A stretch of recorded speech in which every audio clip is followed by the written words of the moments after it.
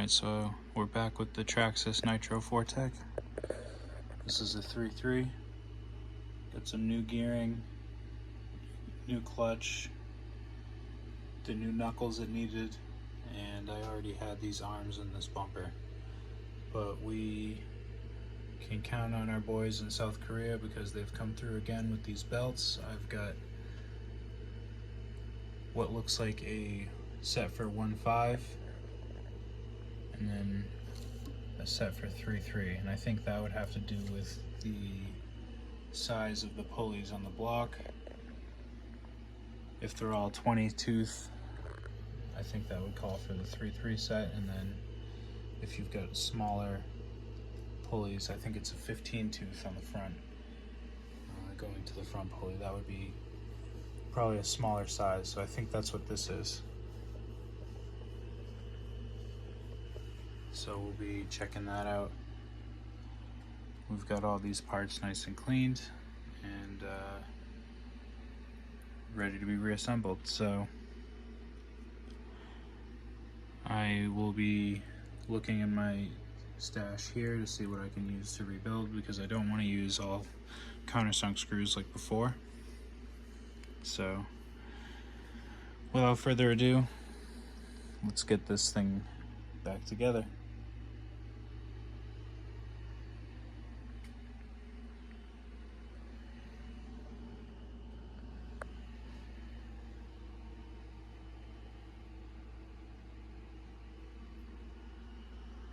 Made some good progress here on the chassis. Got all the right screws where they should be.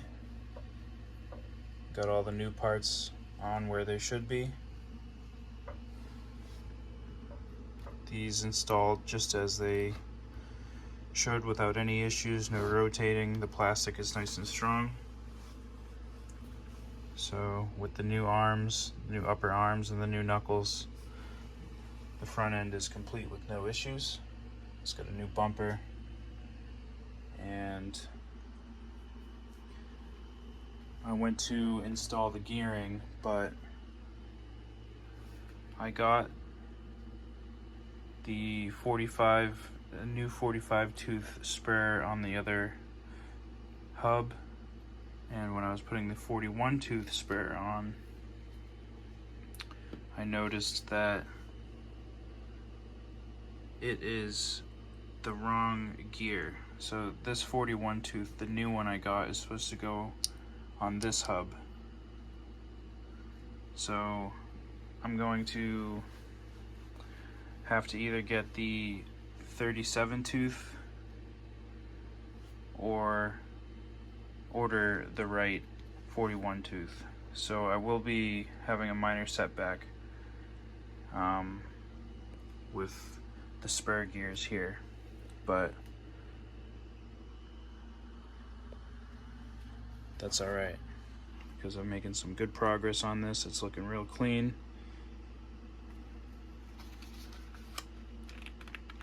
I don't mind the scratches on the chassis. It's still straight, so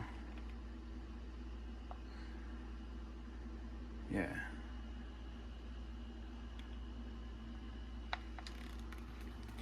Looks really good next to this other one here.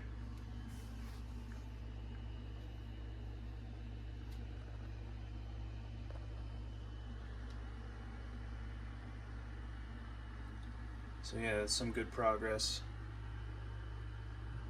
Next I'll be working on getting the shocks on here so that way we can get some wheels on it while we wait for the spur gears.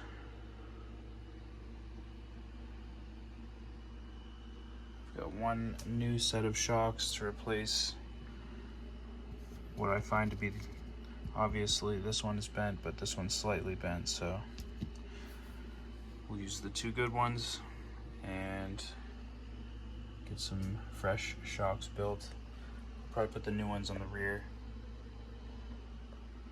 and get these servos installed and figure out the gearing.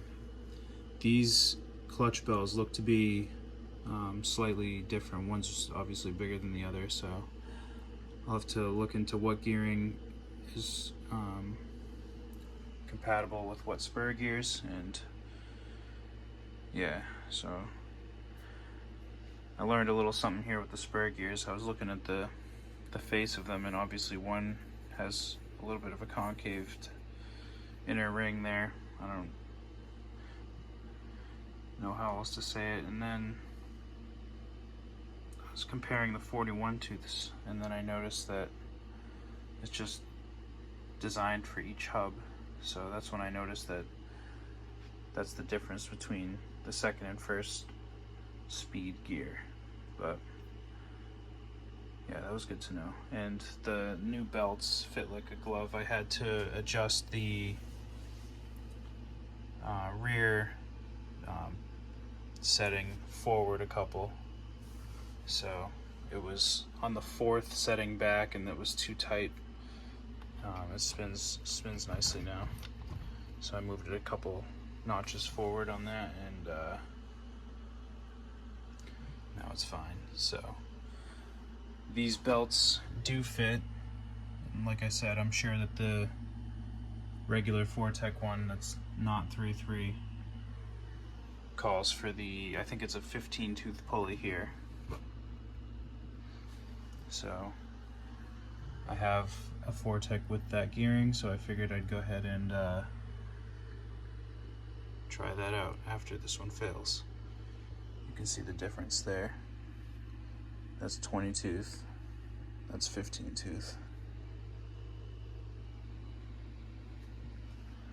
So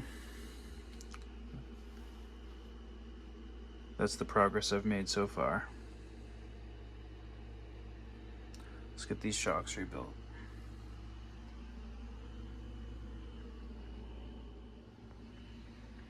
Alright, so I got the new shocks filled. In the parts that came with them were a couple of extra new shafts, so I can rebuild these old shocks. So I'll hold on to those for a later time. But for now, let's go ahead and get these shocks and wheels on this car, and then we'll see what the next plans are.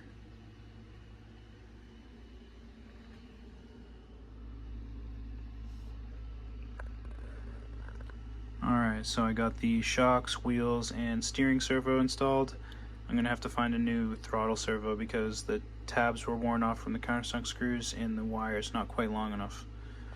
Another thing I noticed in the factory photos is that the wires travel up through this channel here, but in my attempts to get the wires through there, it's just too narrow. So what I'm going to do is break out the Dremel and widen that channel there, and if it's successful, I'll go ahead and do it on the other two Vortex I have. I just don't want to go hacking into it if I don't have to. I was also researching the gearing, and these are the clutch bell numbers, and this is the different options for the spur gears. And fortunately, in the research, I was able to find the chart that coincides with that. So that's the numbers for the ratios. These two columns here tells you what gear they are, and then what you'll be expecting out of that gearing. So that's good to know. You should probably go ahead and screenshot that so you don't have to dig around in the forums to find it. Didn't take too long, but it's always helpful to just not have to search for stuff, you know? So that's the difference between the appearance of these two gears here. Obviously one's first and one's second. I'll have to do a little more research just so I can know it in language, but I do have the difference in the clutch bells. This is the bigger one. So in order to run this, I'm going to need a new 41 and identical to this. These ones are a little more chewed than I want to use, so I'm just going to pass them on to someone else who may think they're usable, and likewise this 45. So I was able to replace this one, but I got the wrong 41. So I'm actually going to get a 37 that goes here and then use this 41, so I have the smaller gearing, which is actually what is on this car here. And now that I know the difference between the two gears, I'm going to check both of these and be sure that they're the correct gears on each hub. So I'll have to look into that the next time, or actually I'll do it before I use it, because I still have to find an engine for both these cars. And this is the one that came out of the Pontiac that was leaking all over the place, so I'll probably just take the stuff off this and swap it over to a different one, and then clean this up and install it in this one. This looks like it's a 1620 combo. So yeah, we'll got to figure out the gearing for these, and that's what we'll do in the next episode. So in the meantime, I'm going to order that gear and get these engines cleaned up, and after that we'll come back and see what we're going to do for installing these, and then check out the other one as well to make sure that the gearing is correct there. So I hope this was helpful. We can thank the guys in South Korea for coming through with these belts. Again, they make them for different companies, so definitely check that out on eBay, Tough Racing. I'll also say, in the first opening clip of this video, I was speaking just after having woken up, so I sound kind of intoxicated, but I wasn't. So basically, this is the progress we've got so far on the Vortex. I think that's good. I think we can move on. Got some other stuff to work on, and I'm glad things went the way they did, because I was able to learn a lot, especially in regards to the gearing. The next thing I want to research is the difference between this 15-tooth pulley and this 20-tooth pulley.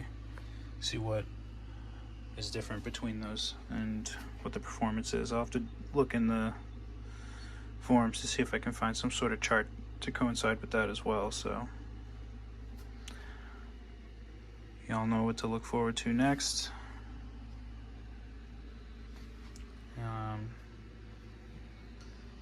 Yeah.